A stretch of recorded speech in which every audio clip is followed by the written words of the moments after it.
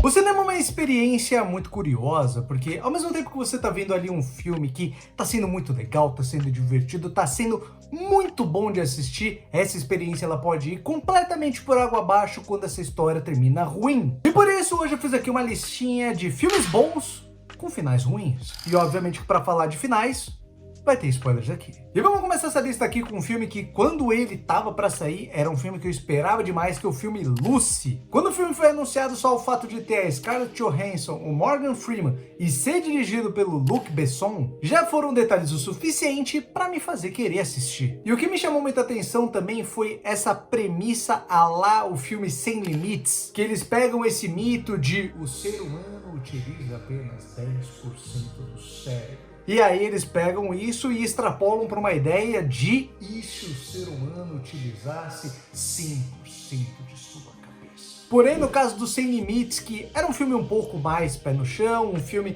que cadencia melhor essa ideia, ele faz como se o cara virasse um mega gênio em várias áreas do conhecimento. Em Lucy a coisa vai para um lado completamente diferente. Também entra isso da inteligência, mas ele vai para um lado mais de a pessoa ganha poderes, vira um super-humano, coisa do tipo. Porém, até aí tudo bem. Afinal de contas, se você pegasse e fizesse a mesma premissa, contasse a mesma história do mesmo jeito que outro filme, ia ser só uma cópia, não tem diferença nenhuma. O problema do Lucy é justamente o rumo que o filme vai tomando. Sendo um filme viajado, mas que quer fazer inúmeras cenas de ação, Lucy começa a perder o controle completamente, ficando totalmente viajado e que nem as cenas de ação faziam mais sentido. Mas o que mais incomodou muita gente, inclusive a mim, é que conforme o filme vai passando, a Lucy ela vai se tornando um ser transcendental, um ser atemporal que tem noção tanto do futuro quanto do passado, a lá um Dr. Manhattan lá do Watchmen. É quase como se ela se tornasse um ser imaterial que viaja pelo tempo. E até aí,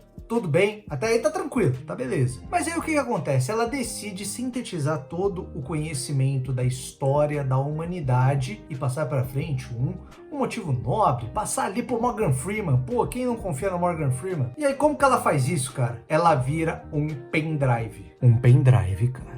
Ficou uma merda. Tipo assim, tava legal, né? Mas nesse momento fica difícil de defender. Assim como um filme que tem uma ideia muito bacana, mas que basicamente da metade pra frente é impossível defender esse filme, que é o filme A Caixa. Eu lembro que quando esse filme da Caixa aí, ele foi anunciado, eu fiquei muito intrigado com a sinopse, em que um casal recebe uma caixa com um botão que diz que se eles apertarem o botão, irão receber $1 milhão, porém uma pessoa aleatória no mundo vai morrer. E assim, essa premissa, na moral, mano, ela é fantástica, cara. Não tem o que se discutir. É um filme que ele pode ir para várias vertentes, ele pode conversar sobre várias coisas, sobre moral, ética, filosofia, sociologia, o que for. Você pode fazer um filme de várias analogias, várias discussões, cara. É muito incrível essa ideia. Mas é a ideia que é legal, né? Porque, cara, conforme esse filme ele vai se passando, velho, ele vai virando uma zona. É sério, o filme ele fica tão viajado que você para de entender ele, ele começa a te estabelecer coisas dentro do filme que nunca tinham sido apresentadas, então ele vira uma bagunça. E eu lembro que eu fui tentar dar mais uma chance pra esse filme, porque quando eu vi, eu tinha lá 14 anos, é adolescente é burro, adolescente não entende nada. E aí eu fui ver esse filme alguns anos atrás, tava passando na TV, eu falei, pô, vou ver, será que era ruim assim? E o meu jovem eu de 14 anos não estava errado. Com um filme cheio de possibilidades em que você poderia fazer uma trama que abordasse a moralidade das pessoas, o filme decide ir para um lado do mistério, de que o que é a caixa? Quem são os responsáveis por aquilo? E as respostas nunca são satisfatórias, isso quando tem resposta, porque o diretor, o roteirista, o Richard Kelly, que na boa é o diretor de Donnie Darko, mas que pra mim nunca fez um filme bom na vida, porque ele não sabe explicar as coisas dentro do filme. Aliás, ele fez um livro pra conseguir explicar o filme dele, do Donnie Darko. É um cara que você acha inteligente demais, é um cara que o cérebro dele é muito maior do que as pessoas comuns, então ele faz um filme sem pé nem cabeça, em que na metade do filme as coisas já não fazem sentido. Agora um filme que é um consenso meio que tem um final ruim é o filme IA, Inteligência Artificial. Sendo um claro caso de ou as pessoas amam ou odeiam esse filme,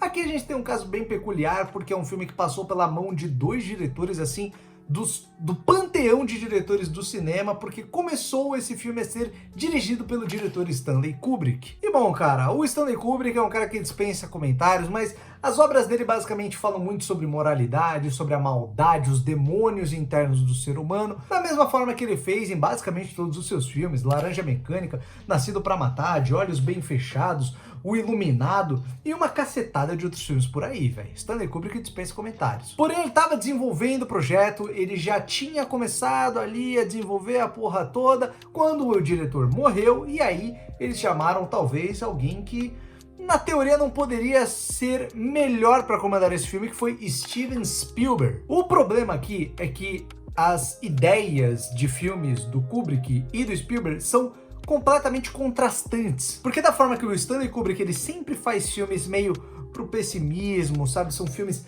densos, que falam, como eu disse ali, da maldade, do âmago do ser humano. O Steven Spielberg, ele, claro, ele não faz filmes só de final feliz, mas ele tem um quê de filmes mais família. E foi aí que a discrepância bateu, porque o Stanley Kubrick tinha uma ideia de filme, principalmente de final, e o Steven Spielberg tinha outra. E ele ia fazer esse outro final. Porque em IA, o menino androide David busca pela Fada Azul, que é uma alusão à história do Pinóquio, para que ele vire um menino de verdade e assim a sua mãe o ame. E assim, isso era a jornada do filme, estando na mão do Kubrick, era óbvio que essa jornada ela ia ser melancólica, ela ia ser triste, ela ia ser algo assim de você terminar cortando os pulsos, cara. Tanto que a gente tem um vislumbre do que seria o final do Stanley Kubrick aqui, porque no fim das contas, o menino morre. Oh my God! E essa carga dramática, ela é diluída em todo o filme. Você tem quase que 90% um filme do Kubrick. Ele é melancólico, ele é triste. O filme todo é assim. Mas aí o problema é que veio o Spielberg e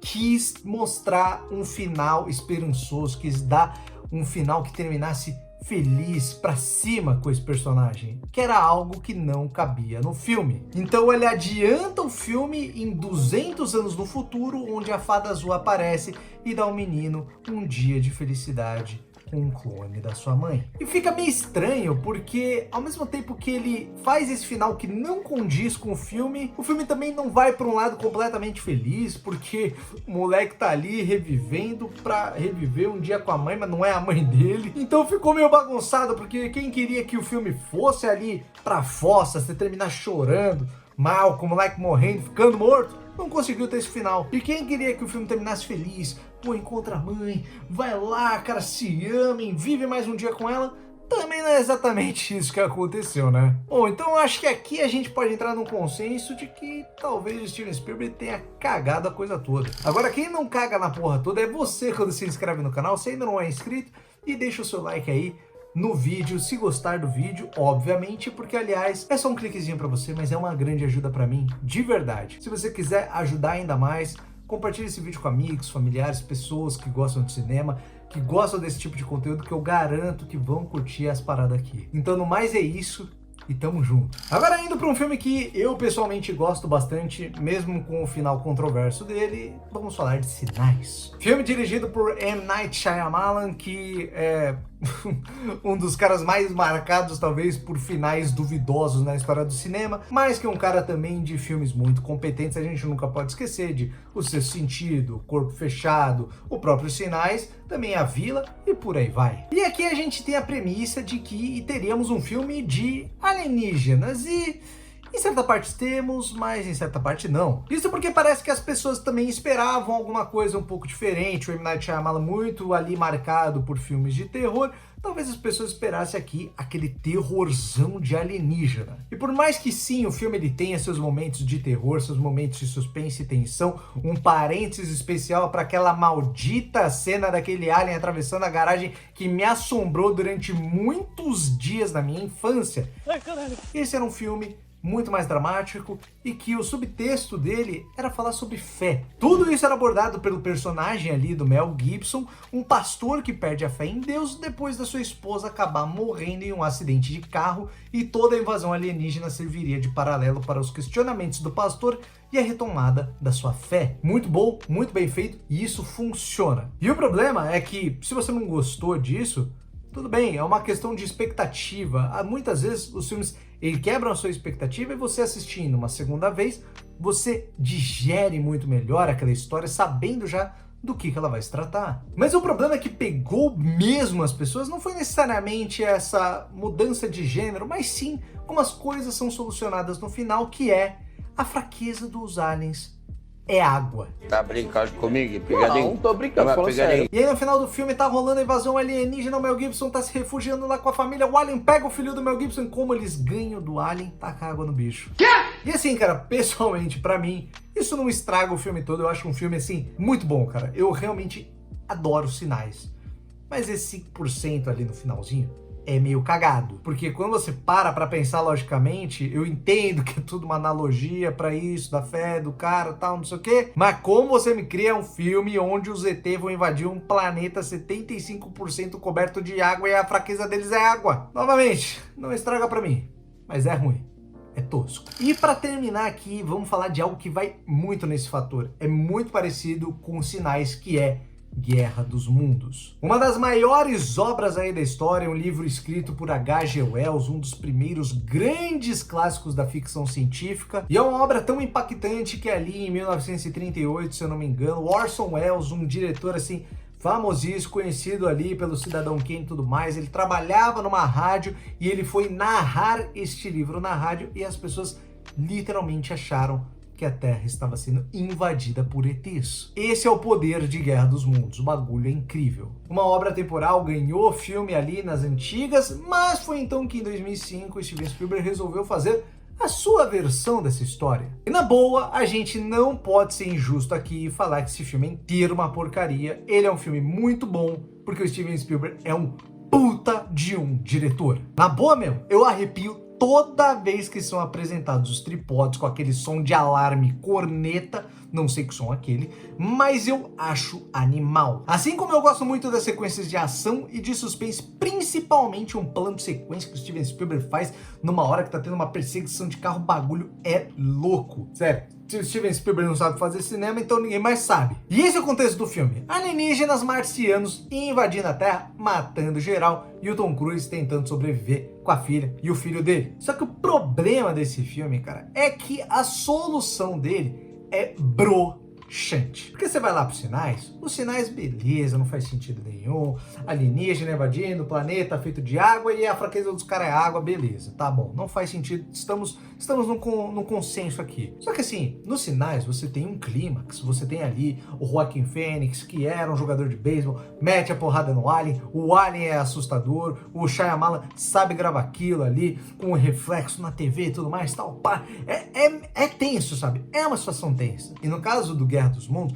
o bagulho é adaptado de um livro, então assim, foi copiado do livro, foi adaptado, então assim, é fiel à obra original. Só que a obra original, ela tem um contexto, tem a forma como é escrito, tudo mais. Eu nunca li, mas foi assim que eles fizeram, já sei qual é o final. E no final das contas, os alienígenas são derrotados pelas bactérias da Terra, já que eles não têm imunidade a ela. Cara, isso é uma broxada gigante nesse filme, velho. Porque você tá lá, acompanhando o filme, empolgadaço, se perguntando como a galera vai resolver aquilo, e o filme corta mostrando um dos aliens saindo do tripode, morrendo por causa das bactérias, enquanto uma narração do Morgan Freeman surge explicando o que tá acontecendo. Na boa, é muito estranho, cara. Parece que tava acabando o tempo ali de fazer o filme, e os caras fizeram meio na pressa, um bagulho muito esquisito. E o pior de tudo é que o Steven Spielberg, ele tem o mal do final feliz, do final família, e aqui não podia ser igual. Porque no meio do filme, o filho do Tom Cruise, que é o moleque que fez o Goku lá no Dragon Ball Evolution,